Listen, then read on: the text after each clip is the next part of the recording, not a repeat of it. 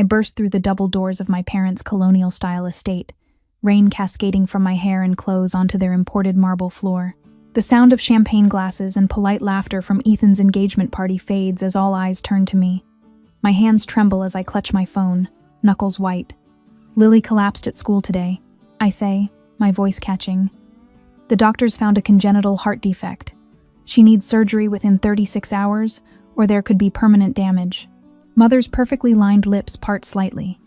Father sets his crystal tumbler down on the mahogany side table without a coaster, something he'd normally never do. I need $82,000 for the surgery. I continue, hating the desperation in my voice. My new insurance doesn't start until next month. I've never asked you for anything like this before. Father and mother exchange a glance. That familiar, silent communication that always excluded me. Something passes between them, and my stomach twists. We've already committed $300,000 to Ethan's wedding, Father says finally. Everything's non-refundable. My brother Ethan steps forward from the cluster of his country club friends, champagne flute dangling between his fingers. The corner of his mouth lifts in a smirk that only I can see. This is my time, Claire. Don't ruin it like you ruin everything else. The room spins slightly, as my mind flashes back to just 3 hours ago. I was at my small interior design studio, sketching cabinet layouts for a potential client when my phone rang. The school nurse's voice had been steady but urgent. Then came the frantic drive to the hospital, my knuckles white on the steering wheel, each red light an eternity. I still feel the chill that swept through me when I first saw Lily, my vibrant 7-year-old, looking so small amid the tangle of monitoring wires. Her skin pale against the stark hospital sheets, the doctor's grave eyes as he explained the condition they'd discovered. Then the financial counselor with her sympathetic but firm explanation. Without insurance coverage, they needed payment before proceeding with surgery preparation. I watched my world collapse in a sterile office with motivational posters on the wall. You should have planned better, Claire, Mother says now, adjusting her pearl necklace, the same one she'd promised would be mine someday. If you hadn't left the family business, you'd have proper health care. Actions have consequences. A strange calm washes over me. Slowly, deliberately, I reach up and unclasp the smaller strand of pearls at my own neck, Mother's gift on my 30th birthday. The weight of them feels suddenly obscene in my palm. I step forward and place them gently in her hand. I thought family meant something different to you. Mother's fingers close reflexively around the pearls, her expression flickering between surprise and indignation. Father sets his drink down with a sharp click. You've always been irresponsible, Claire. This is a bad reflection on the family name. The words hit me like physical blows, but I remain standing. For the first time, I truly see them. Not as the parents whose approval I've desperately sought for 34 years, but as people willing to let my daughter suffer to maintain appearances and punish my independence. My daughter's life means less to you than Ethan's wedding, I say, the realization crystallizing into words. Less than what the neighbors might think. No one speaks as I turn away. The weight of understanding settles onto my shoulders. I am truly alone in this. The rain feels almost warm compared to the chill inside that house as I walk back to my car, keys clutched in my hand, no closer to saving my daughter than when I arrived. But something has changed. For the first time in my life, I'm not leaving with the hope they'll eventually approve of me.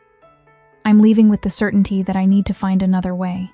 Back at home, I find it in the bottom drawer of my old desk, a manila folder my father must have accidentally left behind when he was last here inspecting my small home office. My hands shake as I pull out the financial statement. Matthews Family Holdings, liquid assets, $2.4 million. The room tilts sideways. I slide down the wall to the floor, my palm pressed hard against my mouth to keep from screaming. It wasn't about the money at all. They have millions sitting in accounts, gathering interest. They simply chose Ethan over Lily, my independence over her life.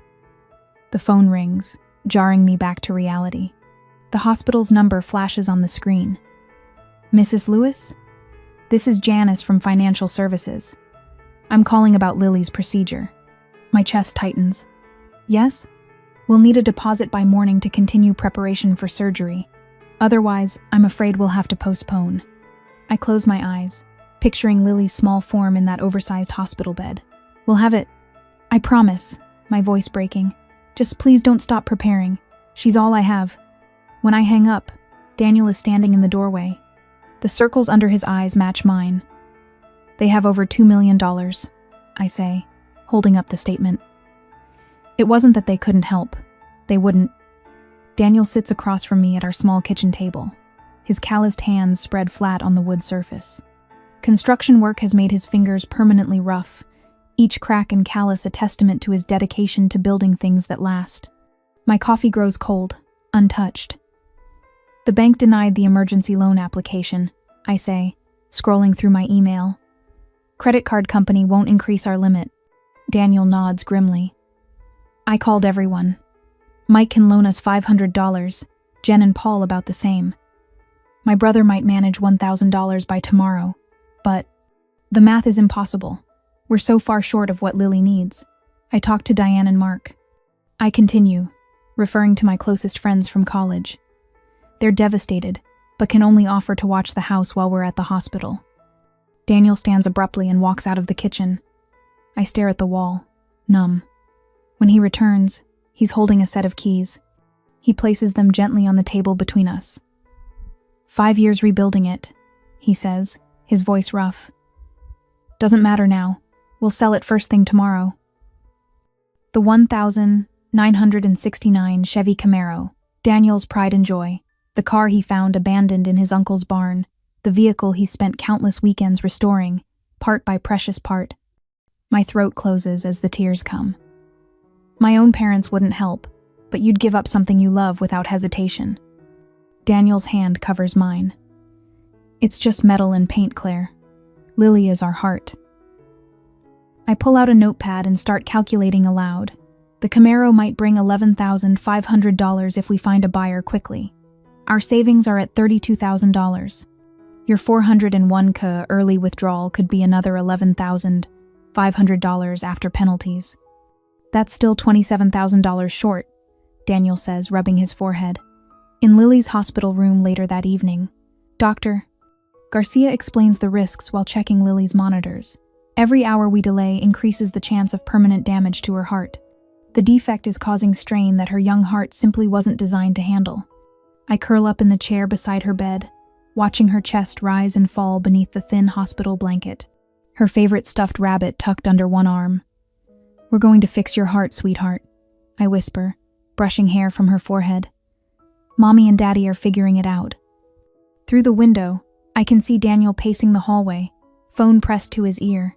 He's calling everyone who might buy his professional tools and equipment. 20 years of accumulated craftsmanship, about to be liquidated in a desperate fire sale. The hospital's financial office calls my cell while I'm watching Lily sleep. Mrs. Lewis, we need confirmation of funds by 9 a.m. the day after tomorrow, or we'll have to reschedule the procedure. I don't respond right away, my eyes fixed on our modest 3-bedroom home's photo on my lock screen. The house we scraped together a down payment for 2 years ago, our first real asset. Would we have to sell it? Where would we live during Lily's recovery? Mrs. Lewis, are you there? Yes, I whisper, silent tears sliding down my face. I understand. The night stretches endlessly. I drift in and out of sleep in the uncomfortable hospital chair, dreaming of numbers that never add up. At 5:47 a.m., my phone buzzes with a text. It's Rebecca, my assistant at the design studio. I've started a community fundraiser, already at $3,200. I stare at the screen, watching as another notification pops up. $3,450, then $3,675. Friends, neighbors, clients, people from all corners of our lives contributing what they can. As I watch the donation numbers slowly climbing, I wonder if I should swallow my pride and beg my parents one more time, or trust in the kindness of strangers and friends. When the people who should love you most let you down, is it better to keep fighting for their approval, or to accept that some family ties are meant to be severed? That morning while at the hospital, I deleted the family lawyer's email with trembling fingers. The formal language feels like ice against my skin. Request that you refrain from spreading false information about the Matthews family's financial decisions. The words blur as tears threaten. My phone buzzes with a notification. Ethan has tagged me in another wedding planning post. Choosing the perfect champagne fountain. Wish you could focus on the positive things in life. At Claire M. Designs. The knife twists deeper. The hospital chair digs into my spine as I shift, trying to find comfort where none exists. Design sketches litter the small side table prospective clients I've had to cancel on this week. The Harriman kitchen remodel would have covered 2 months of mortgage payments. Now Laura Harriman's voicemail sits unanswered on my phone, her patience surely wearing thin. Mrs. Lewis? A nurse with kind eyes peers around the door. Lily's vitals are looking good today. I attempt a smile, but my face feels stiff, unpracticed. Thank you. When she leaves, I catch fragments of whispered conversation in the hallway. That's the one. Poor little girl whose grandparents wouldn't help. With all their money? Shameful. I press my palms against my eyes, willing the burning sensation away. The community fundraiser Rebecca started has reached $38,000 miraculous, but still not enough. Even with Daniel's Camaro sold and our savings emptied, we're short. Later that day, Daniel arrives after his second consecutive double shift. Dark circles like bruises beneath his eyes. He sold his professional-grade tools 3 days ago, leaving him to borrow equipment from coworkers. His calloused hand finds mine, squeezing gently. "How's our girl?" he asks, voice rough with exhaustion. "Sleeping now," the doctor says. A soft knock interrupts us. A woman in a sensible cardigan stands in the doorway, clipboard pressed to her chest. "Mrs. Lewis? I'm Diane from Social Services. I wanted to talk to you about charity care options."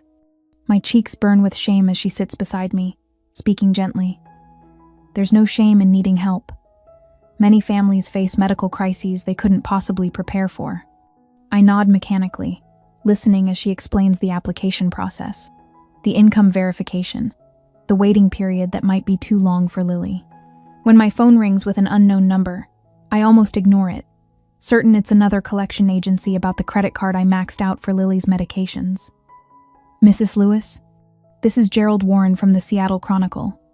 I'd like your statement about the Matthews family scandal." I hang up, throat tight. Our private nightmare has become public spectacle, another entertainment for people who don't know us. Late that night, my neck cramping from the awkward angle of the hospital chair, I watch Lily's chest rise and fall beneath the thin blanket. Her favorite stuffed rabbit, Captain Carrot, sits guard by her pillow, one ear threadbare from years of love. "Mom?" Her voice is small, frighteningly weak. I'm immediately alert. "I'm here, sweetheart. When can I go home?" The simple question breaks something inside me. I stroke her hair, so much like mine. "Soon." I lie, hating myself for it. "The doctors are working very hard to fix your heart." Her eyelids flutter closed. "It doesn't hurt anymore." "That's good, right?" I swallow hard. "That's very good." But it's not. The medications masking her pain can't fix the ticking clock of her heart condition. Dawn breaks over the hospital parking lot as I stand at the window, forehead pressed against the cool glass. These days without proper sleep have left me hollow-eyed and trembling. The coffee from the nurse's station tastes like metal in my mouth. A soft knock startles me. The door opens slowly to reveal 2 figures I hadn't expected. Howard and Martha Lewis, Daniel's parents, their eyes red-rimmed from what must have been an all-night drive from Spokane. "We came as soon as we could get everything arranged," Martha says, stepping forward to embrace me. She smells of peppermint and that laundry detergent she's used for 30 years. Howard stands awkwardly behind her, his weathered face grave. He's wearing his good flannel shirt, the one Martha insists he save for church and special occasions. "We sold the cabin," he says simply, placing an envelope on the foot of Lily's bed. "Got $42,000 for it. Family means something to us." I stare at the envelope, uncomprehending.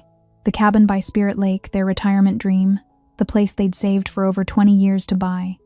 Hours later, we gather in the waiting room as doctors prepare Lily for surgery.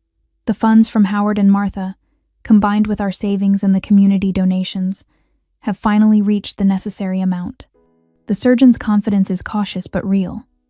Martha keeps her arm around my shoulders, a steady warmth against the hospital chill. "We've been saving that cabin for retirement," she explains. "But what's the point of savings if not for the people you love?" The tears I've been fighting for days finally break free.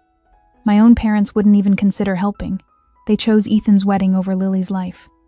Howard's response comes after a thoughtful silence, his voice gravelly with emotion. "Then they've lost something more valuable than money. They've lost you." The truth of his words straightens my spine. I stand taller, a new resolve burning through the fog of exhaustion and fear. You're right. They have lost me. Forever. As Lily is wheeled through the double doors toward surgery, I realize I've found my true family not in the colonial mansion where I grew up, but in Daniel's steadfast love, in Howard and Martha's sacrifice, in the community that rallied around us when blood relations turned away. Throughout the endless hours of Lily's surgery, Howard maintains his vigil in the waiting room. He brings coffee to everyone, nurses, other waiting families, the custodian mopping the floors. His presence, solid as the mountains of his beloved Eastern Washington, anchors us all. Martha spends the time learning everything she can. I watch in amazement as she takes notes while a nurse explains the post-operative care Lily will need. How to change bandages, monitor medication, watch for signs of infection. When a generic get well card arrives from my parents' secretary, not even signed by them personally, Martha is the one who quietly sets it aside without comment. The contrast couldn't be clearer. As each hour passes, I feel something new growing within me, not just hope for Lily, but strength in myself. The desperate woman who once pleaded in her parents' marble foyer seems like someone I used to know, a distant acquaintance I've outgrown. When the surgeon finally emerges, his smile tells us everything before he speaks. She's going to be fine.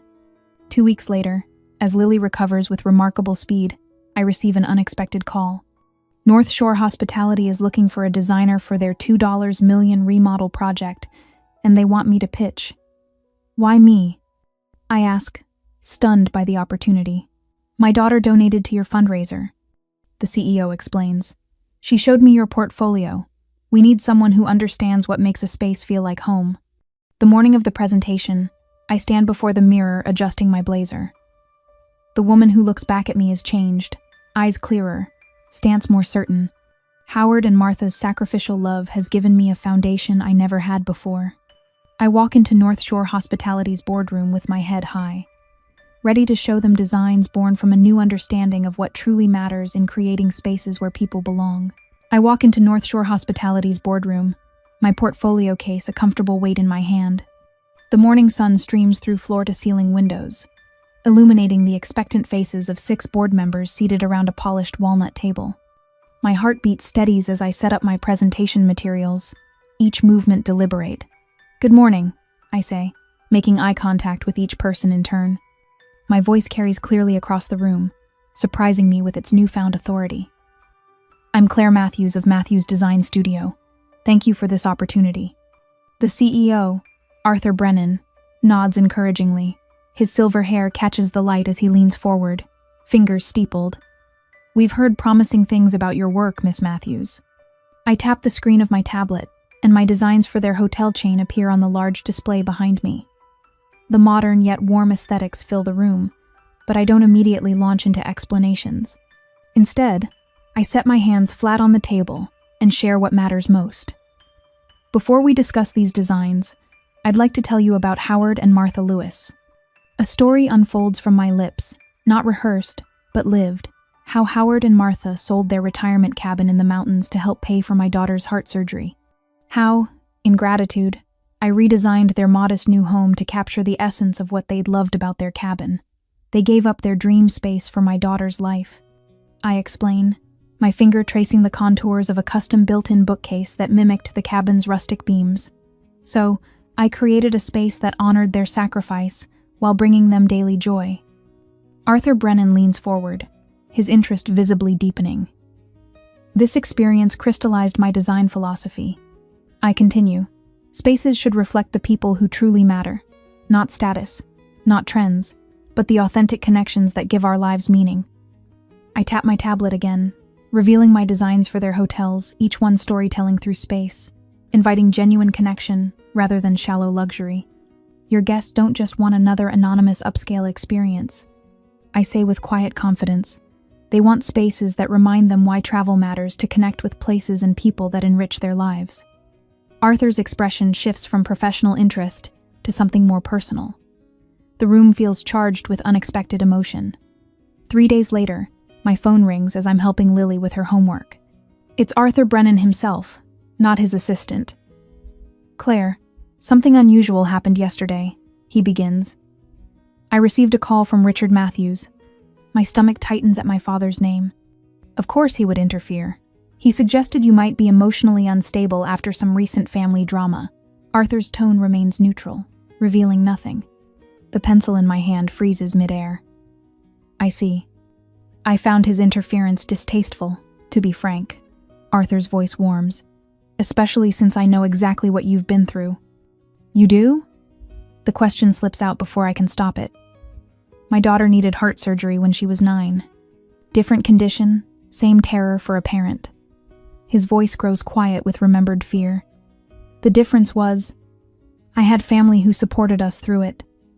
A lump forms in my throat. That makes all the difference. It does. Arthur pauses. The board unanimously approved your proposal. $2 million, Claire.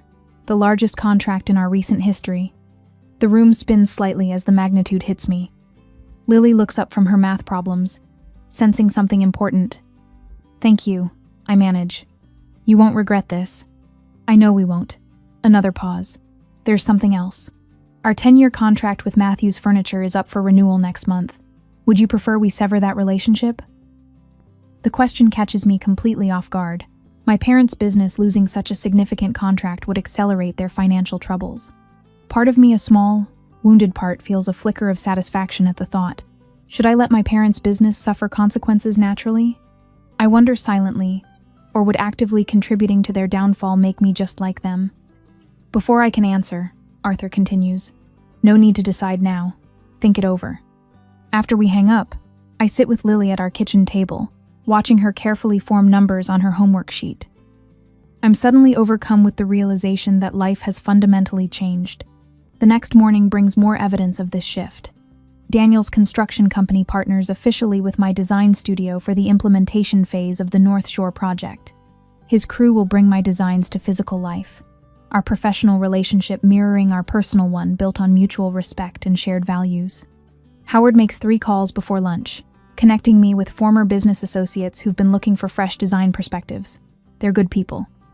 He assures me, the kind who value integrity as much as profit margins. When client meetings run long, Martha steps in, picking Lily up from school and overseeing her recovery exercises. My daughter's laughter fills the house when I return home, her heart monitor reading steadily improving week by week. 6 months later, Matthews Design Studio opens its 3rd office. The Seattle Business Journal runs a feature story, Designers Rise Despite Family Adversity, how Claire Matthews built an empire on authentic values. The journalist captures a candid photo of me reviewing blueprints with Daniel, Howard, offering input over my shoulder, while Martha and Lily arrange fabric samples nearby. The image appears on the cover of Architect's Vision magazine alongside the headline, Family Business Redefined. Meanwhile, whispers spread through Seattle's business community. Matthews Furniture loses 2 major contracts in a month. A former client mentions awkwardly at a networking event that people are choosing sides. Public sympathy tilts decidedly in my direction. Ethan calls one evening, his voice uncharacteristically subdued. I didn't get the promotion at Westlake Partners, he says without preamble. Someone on the board mentioned questionable family values during deliberations. I say nothing, letting the silence stretch between us. This isn't fair, Claire, he finally continues. What happened with Lily was unfortunate, but business is business. Yes, I reply simply. Business is business. The following week, an envelope arrives bearing my parents' distinctive monogrammed stationery. Inside, a formal letter requests a meeting to resolve family matters in a mutually beneficial manner. I place it on my desk, neither answering nor discarding it, as I turn my attention to the blueprints for North Shore's flagship hotel renovation. My designs spread before me like a map to a future built on my terms, not theirs. A week later, at my office, I arranged the financial statements in a neat row on my desk. A paper trail of my parents' wealth, their perfectly capable bank accounts, and their deliberate choice to let Lily suffer. The recording device sits beside them, ready. My new office, with its floor-to-ceiling windows overlooking downtown Seattle, feels like a fortress compared to the cramped studio where I received that life-changing call about Lily's heart. When my assistant announces their arrival, I straighten my charcoal blazer and take a deep breath. 3 knocks, then the door swings open. They look different. Dad's silver-streaked hair lacks its usual precise styling. Mom's cream blouse shows a small coffee stain near the collar. These details would have been unthinkable 6 months ago. Claire. Dad attempts his boardroom smile, but it wobbles at the edges. Your office is impressive. Mom's eyes dart around, lingering on the design award displayed prominently on my credenza. You've done well for yourself. What do you want? I keep my voice level, professional. The way I speak to difficult clients. They exchange a look. Dad clears his throat. We're in a bit of financial trouble. Temporary, of course. Mom adds quickly. We need $110,000 to avoid foreclosure on the house and the business, Dad says, his voice lacking its usual authority. Just until we restructure. I raise an eyebrow but say nothing. We're family, Claire. Mom leans forward, her pearl necklace swinging. Family helps each other through difficult times. Dad's jaw tightens. If you refuse, you're no better than you accused us of being. I've rehearsed this moment for weeks, yet the audacity still stuns me. I press a button on my desk, and a voice fills the room, Dad's voice from that rainy night. Asterisk, you've always been irresponsible, Claire. This is a bad reflection on the family name. Asterisk. Their faces pale as I silence the recording. I found this in our old desk drawer. I slide the first financial statement across my polished desk. This shows you had $2.4 million in liquid assets the night Lily needed surgery. Another document follows. This is your discretionary spending from the previous month. $14,000 on wine for your cellar. $22,000 for Mom's weekend in New York with her friends. I place a third paper between us. This is what the hospital payment plan would have been.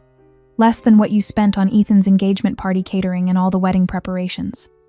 Finally, I set down 3 photographs. Howard holding Lily's hand in the hospital, Martha reading to her during recovery, both of them sleeping in uncomfortable chairs beside her bed. And these were taken while you and Ethan attended his rehearsal dinner at Canlis. My voice remains steady. You showed me what family isn't. Howard and Martha showed me what it is.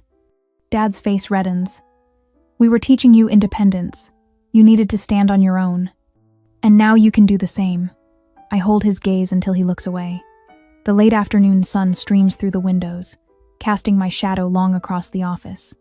I reach under my desk and lift a sleek aluminum suitcase, placing it between us with a decisive thud. I spin the combination locks and open it. Neat stacks of cash fill the interior, exactly $110,000.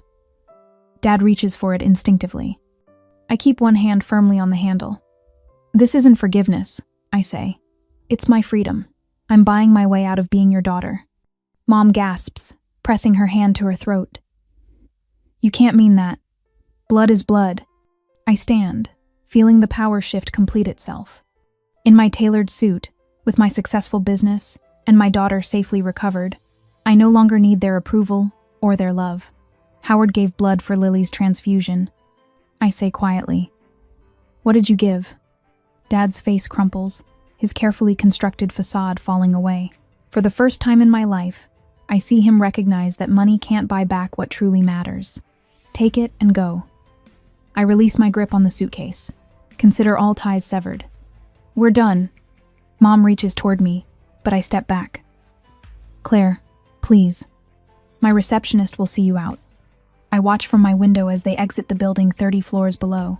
2 small figures hurrying to their car, the suitcase clutched between them. Within days, news spreads through our social circles. My parents sell their colonial mansion, moving to a small rental apartment across town. The furniture business, our family legacy for 3 generations, struggles without its former connections. Ethan's lavish wedding becomes a modest affair. The country club reception is downgraded to a restaurant party. The guest list shrinks as former friends send polite regrets. I tell myself I don't care. That chapter of my life is closed, the page is turned. But sometimes, watching Lily play with Howard and Martha, I wonder if complete severance is truly possible, or even right. A cream envelope arrives in my mail one Tuesday afternoon. Ethan's wedding invitation, scaled down and simple. Inside, on hotel stationery, a handwritten note in my brother's sharp handwriting. I was wrong. I'm sorry. I place it on my desk, unopened, uncertain whether to build a bridge or burn it completely.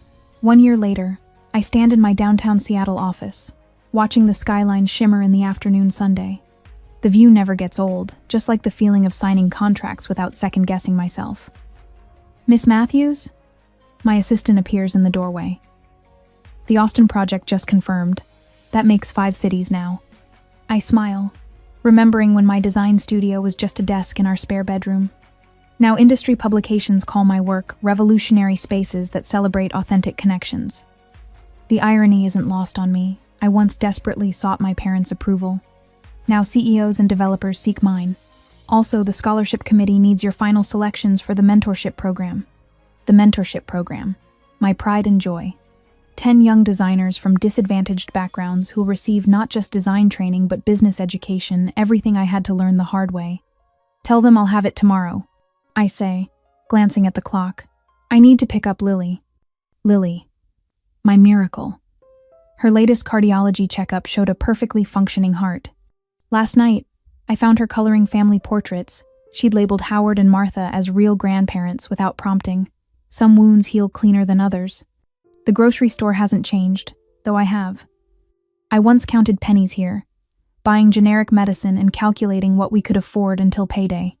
The fluorescent lights still flicker in aisle 3. Aren't you Claire Matthews? A woman approaches, hesitant. From the Architectural Digest feature? A year ago, I would have lowered my eyes, hurried away, ashamed of being recognized while buying budget cereal. Now I meet her gaze steadily. That's me, I answer warmly.